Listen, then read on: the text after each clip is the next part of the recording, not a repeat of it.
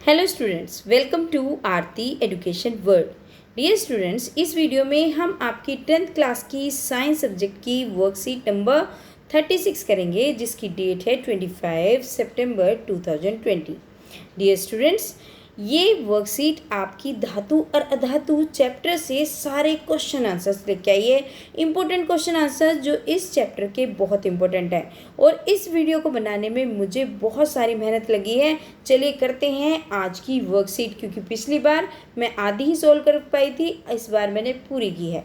चलिए सबसे पहले देख लेते हैं वेरी शॉर्ट जो क्वेश्चंस हैं उसके आंसर्स। एक तत्व ऑक्सीजन के साथ अभिक्रिया करके उच्च गलनांक वाला यौगिक बनाता है, वह यौगिक जल में भी विलय है, यह तत्व बताइए कौन सा है। तो बच्चों इसका आंसर आप इस तरीके से लिखेंगे, ये तत्व है कैल्शियम। ठीक है, तो इसका आंसर आपके पहले वाले का हो जाएगा कैल्शियम। अब देख लेते हैं दूसरा क्वेश्चन। दूसरा है धात्विक ऑक्साइड की प्रकृति होती है, तो धात्विक जो ऑक्साइड होता है उसकी प्रकृति होती है क्षारीय, तो इसका आंसर आपका क्षारीय हो जाएगा। ओके स्टूडेंट्स, थर्ड क्वेश्चन हमसे पूछ रहा है अधातु जो विद्युत की सुचालक है वो कौन सी अधातु है ना, उसमें पढ़े थे ना हमने अपवाद।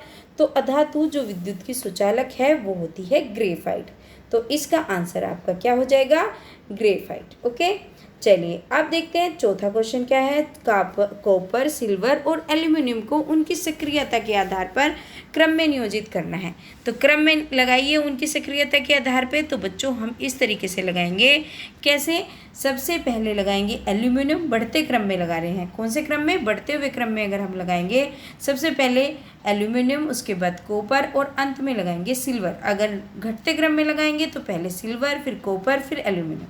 ठीक है, चलिए अब देखते हैं पांचवा क्वेश्चन क्या है। पांचवा क्वेश्चन पूछ रहा है अभिक्रियाशीलता के आधार पर अवरोही क्रम में व्यवस्थित सामान्य धातुओं की सूची को क्या नाम दिया गया है। तो बच्चों इसका आंसर आप ये लिखेंगे, अभिक्रियाशीलता के आधार पर अवरोही क्रम में व्यवस्थित सामान्य धातुओं की सूची को सक्रियता श्रेणी का नाम दिया गया है। किस चीज़ का नाम दिया है, सक्रियता श्रेणी का। अब देखते हैं छठा क्वेश्चन क्या पूछ रहा है। छठा पूछ रहा है अभिक्रियाशील धातुओं अपने से इसमें जो खाली स्थान है वो भरना है। तो बच्चों इसमें आपको भरना है, आप इसमें भर देंगे ये अधिक, अभिक्रियाशील से पहले आ जाएगा अधिक, और अभिक्रियाशील धातुएं अपने से कम अभिक्रियाशील धातु को, तो ये आपके इसका छठे वाले क्वेश्चन का आंसर हो जाएगा। अब देखते हैं सातवां क्वेश्चन हमसे क्या जानने की कोशिश कर रहा है, अधातुओं द्वारा बनाए गए आयन का नाम बताइए। तो अधातुओं द्वारा बनाया गया आयन कौन सा होता है, हमने पिछले ही वर्कशीट में पढ़ा है, तो वो होता है हमारा ऋण आयन। ठीक है, तो इसका आंसर आपका हो जाएगा सातवें क्वेश्चन का ऋण आयन। ओके स्टूडेंट्स, आठवां क्वेश्चन देख लेते हैं। आठवां प्रश्न हमसे पूछा है कुछ धातुएं जल के साथ बिल्कुल भी अभिक्रिया नहीं करती, ऐसी किसी धातु का नाम बताइए।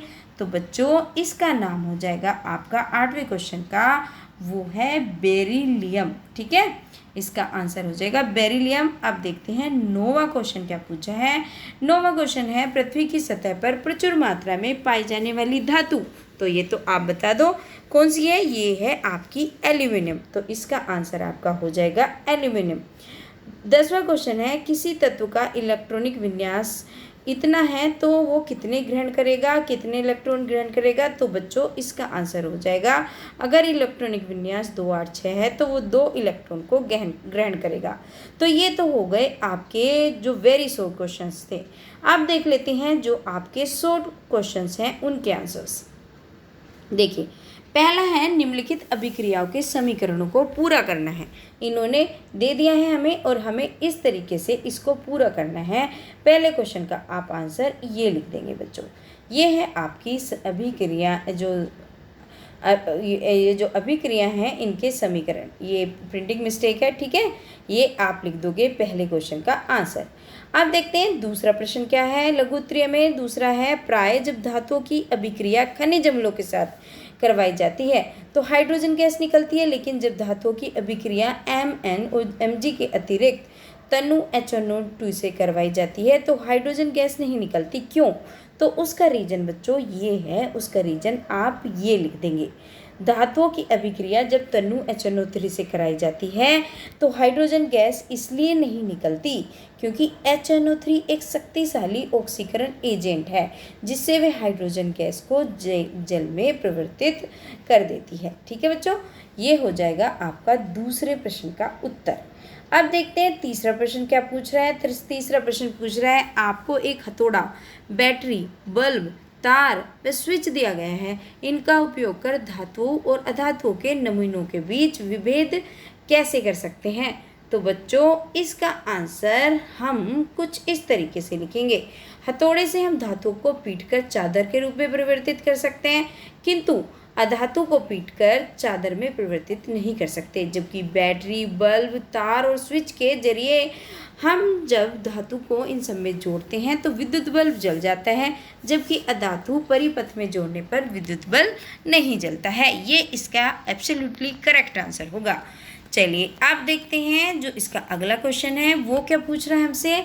अगला क्वेश्चन पूछ रहा है, ये देखिए, ये है, यस, कौन सा क्वेश्चन है ये। धातु और अधातु में विभेदन के लिए इन परीक्षण का आकलन करिए। तो आप कैसे करेंगे आकलन, ये आप इसका बी का आंसर बच्चों इस तरीके से लिखेंगे। एक मिनट, कहाँ गया हमारा क्वेश्चन का आंसर। बच्चों इसमें ए और बी दोनों क्वेश्चन जुड़े हुए हैं, ठीक है। तो ये आप यहाँ से लिखेंगे, इसमें ए और बी दोनों ही क्वेश्चन के आंसर हैं। चलिए अब देखते हैं चौथा क्वेश्चन क्या है। चौथा क्वेश्चन है हमारा, उभयधर्मी ऑक्साइड क्या होते हैं। दो उभयधर्मी ऑक्साइड के उदाहरण अभिक्रियाओं सहित दीजिए। तो बच्चों इसका आंसर आप ये लिखेंगे चौथे क्वेश्चन का। उभयधर्मी ऑक्साइड ऐसे ऑक्साइड होते हैं जो अम्ल और क्षार दोनों के साथ अभिक्रिया करके जल, लवण और जल बनाते हैं। इसके उदाहरण एल्यूमिनियम ऑक्साइड और जिंक ऑक्साइड हैं, ठीक है। अब देखते हैं पांचवा क्वेश्चन। पांचवा क्वेश्चन क्या है। पांचवा है, कारण बताइए। गर्म जल का टैंक बनाने में तांबे का उपयोग होता है परंतु इस्पात का नहीं। दूसरा, आभूषण बनाने में सोने और चांदी का उपयोग किया जाता है। तीसरा है, सोडियम, पोटेशियम और लिथियम को तेल के अंदर संग्रहित किया जाता है। इसके सबके कारण बताने हैं हमको।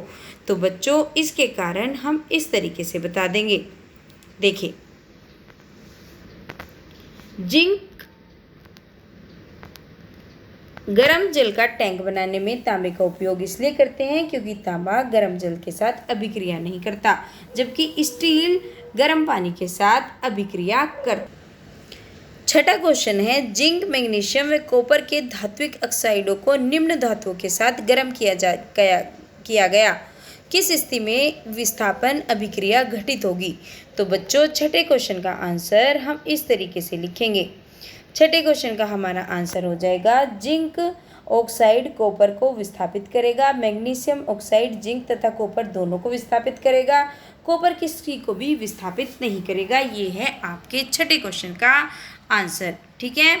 चलिए अब देखते हैं सातवां क्वेश्चन। किसी एक धातु का उदाहरण दीजिए जिसकी आघात वर्ध्यता सबसे अधिक होती है, जिसकी ऊष्मा की सुचालकता सबसे अधिक होती है, जो उन्मुक्त अवस्था में पाई जाती है। तो सातवें क्वेश्चन का आंसर बच्चों हमें ये लिखना है कि सबसे पहली का जो ए है उसका तो आंसर सोना है, वो धातु है सोना। और जो बी में पूछा गया है उसका आंसर चांदी है, और जो सी में पूछ रहे हैं उस धातु का नाम है सोना, ठीक है। तो सोना, चांदी, सोना, इन तीनों के ए बी सी के इस तरीके से आंसर होंगे। अब देखते हैं आठवां क्वेश्चन। आठवां क्वेश्चन है, एल्यूमिनियम में ऐसा कौन सा गुण है जिसके कारण उद्योग जगत में इसकी बहुत मांग है। तो बच्चों इसमें ये गुण है कि एल्यूमिनियम में जंग नहीं लगता, सबसे इम्पोर्टेंट है ये। तो आप इसका आंसर ये लिख देंगे। और नवा क्वेश्चन है, नवे क्वेश्चन में पूछा है, जब एक धातु X की अभिक्रिया ठंडे जल से कराई जाती है तो वह क्षारीय लवण देता है जिसका आणविक सूत्र है XOH। वह गैस Z का निष्कासन करता है, वह आसानी से आग पकड़ लेता है। XYZ को पहचानिए और इस रासायनिक अभिक्रिया को भी लिखिए। तो बच्चों आपको नौवां क्वेश्चन का आंसर इस तरीके से लिख देना है कि जब पोटेशियम की अभिक्रिया ठंडे जल से कराई जाती है तो वह एक क्षारीय लवण देता है जिसका आणविक सूत्र KOH है और हाइड्रोजन गैस का निष्कासन करता है, अर्थात यहाँ पर X पोटेशियम है तथा Z हाइड्रोजन गैस है। तो ये हो गया आपके 9वें क्वेश्चन का आंसर। अब 10वां क्वेश्चन बच्चों, 10वां है दी गई संरचना को देखिए व लिखिए। रासायनिक सूत्र धातु अधातु ऋणायन धनायन, ये आपको ये देखना है संरचना और लिखना है। तो बच्चों 10वां क्वेश्चन का आंसर आप इस तरीके से कर देंगे। देखिए रासायनिक सूत्र तो हो गया Na2O और धातु हो गई सोडियम, अधातु हो गया ऑक्सीजन और C में ऋणायन हो गया ऑक्सीजन आयन और धन आयन हो गया सोडियम आयन। तो ये थे आपके लघु उत्तरीय प्रश्न। अब देख लेते हैं दीर्घ उत्तरीय प्रश्न, जो लॉन्ग क्वेश्चंस हैं उनके आंसर्स। देखिए बच्चों कितनी मेहनत की है आपके लिए मैंने। अगर छोटी मोटी कोई गलती हो, प्रिंटिंग मिस्टेक्स वगैरह, तो उसको थोड़ा सा इग्नोर करना। और मैंने इतनी मेहनत की है तो बच्चों वीडियो को लाइक ज़रूर करना आप, और चैनल को सब्सक्राइब कर लेना अगर नए हो चैनल पे। चलिए अब शुरू करते हैं। 2 परमाणुओं A और B से बनने वाले यौगिक के निर्माण में A 2 इलेक्ट्रॉनों का त्याग करता है और B 1 इलेक्ट्रॉन को ग्रहण करता है। A और B के बीच बनने वाले आबद्ध की प्रकृति क्या है? A और B से बनने वाले इस यौगिक का सूत्र भी सुझाइए। तो बच्चों पहले क्वेश्चन का आंसर मैंने आपके लिए ये तैयार किया है। A और B के बीच बनने वाली आबद्ध की प्रकृति एक संयोजी बंध है। A तथा बीच होने वाले यौगिक का सूत्र AB2 है। BMgCl2 में मैग्नीशियम 2 इलेक्ट्रॉन का त्याग करता है, जबकि क्लोरीन परमाणु 1 इलेक्ट्रॉन को ग्रहण करता है। साधारण नमक पिघली हुई अवस्था में अपने इलेक्ट्रॉन को मुक्त कर देता है और देखो मुक्त कर देता है, जबकि इससे विद्युत का वहन करता है। NaCl का गलनांक उच्च होता है क्योंकि इसमें मजबूत अंतर आयनिक आकर्षण को तोड़ने के लिए ऊर्जा की पर्याप्त मात्रा में आवश्यकता होती है। तो ये हो गया आपके पहले क्वेश्चन का आंसर, दीर्घ उत्तरीय। अब देखते हैं जो आपका दूसरा क्वेश्चन है। ये हमने यहाँ से यहाँ तक सारा सोल्व कर लिया, ठीक है बच्चों, ये पूरा हो गया। अब दूसरा क्वेश्चन देखते हैं। निम्नलिखित गुणों के आधार पर धातु और अधातु में अंतर बताइए। एक तन्यता का, एक अधात्वत्य, घनत्व, रूप और विद्युत सुचालकता। तो बच्चों आप इस तरीके से लिख देंगे, इनके चारों में अंतर क्या है। देखिए ऐसे लिखेंगे। धातु और अधातु में अंतर, तन्यता में तो ये अंतर है, धातु में तन्यता का गुण पाया जाता है, जबकि अधातु में भंगुर प्रकृति के कारण तन्यता का गुण नहीं होता। घनत्व में अधिकांश धातुओं में उच्च घनत्व होते हैं, उदाहरण गोल्ड, सिल्वर आदि, और सामान्यतः धातुओं में निम्न घनत्व होते हैं। जो अधातुएं होती हैं उसमें निम्न घनत्व होते हैं। ये लिखने की जरूरत नहीं है, बस इसे लिखो, ठीक है। ये अधातुओं में उच्च घनत्व और अधातुओं में निम्न घनत्व, ठीक है। चलिए अब देखते हैं, घनत्व की दृष्टि से देख लिया। अब आघातवर्धनीयता में देख लेते हैं। धातु आघातवर्धनीय होते हैं, अर्थात हथौड़े से चोट करने पर, यहाँ पे आप हथौड़ा भी लिख सकते हैं, चोट करने पर भी लिख सकते हैं। तो आप लिखो हथौड़े से, ठीक है, हथौड़े से चोट करने पर ये चादर में परिवर्तित हो जाते हैं। अधातु अधातवर्तीय होती हैं, अर्थात हथौड़े से चोट करने पर ये भंगुर होने के कारण टूट जाती हैं। अब इन्होंने विद्युत में पूछा है, क्या डिफरेंस है विद्युत के दृष्टि से। धातु विद्युत और ऊष्मा की चालकता प्रदर्शित करती है, जबकि अधातु विद्युत और ऊष्मा की कुचालक होती है। अपवाद होता है ग्रेफाइट और कार्बन, ठीक है बच्चों। रूप में क्या अंतर है? धातु में चमक पाई जाती है, जबकि अधातु में चमक नहीं होती। अपवाद आयोडीन ग्रेफाइट होता है। और बच्चों रूप में ये फर्क है मेन कि धातु ठोस होती है, अपवाद होता है पारा। और जो अधातु होती है, ठीक है, ये आपका यहाँ तक है। धातु ठोस होती है, अपवाद है पारा, और अधातु तीनों अवस्थाओं में पाई जाती है, ठोस, द्रव, गैस, ठीक है। चलिए अब धातु में तन्यता, ये अगर शॉर्ट में क्वेश्चन आ जाए तो आप ये लिख सकते हैं, ये आपका लॉन्ग क्वेश्चन है यहाँ तक। चलिए अब पूछा है हमसे तीसरा क्वेश्चन है हमसे दीर्घ उत्तरीय। 3 क्वेश्चन पूछे हैं ना, तो देख लेते हैं तीसरा क्वेश्चन कौन सा है। एक्वा रेजिया क्या है? धातु की अन्य लवण विनियों के साथ अभिक्रिया पर संक्षिप्त टिप्पणी लिखिए। तो बच्चों इसका क्वेश्चन का आंसर आप ये लिख देंगे, एक्वा रेजिया सल्फ्यूरिक अम्ल तथा नाइट्रिक अम्ल का मिश्रण है। जब एक अधिक प्रतिक्रियाशील धातु किसी कम प्रतिक्रियाशील धातु के साल्ट के साथ प्रतिक्रिया करती है तो यह कम प्रतिक्रियाशील धातु को विस्थापित करके अपना साल्ट बनाती है, इस तरीके से।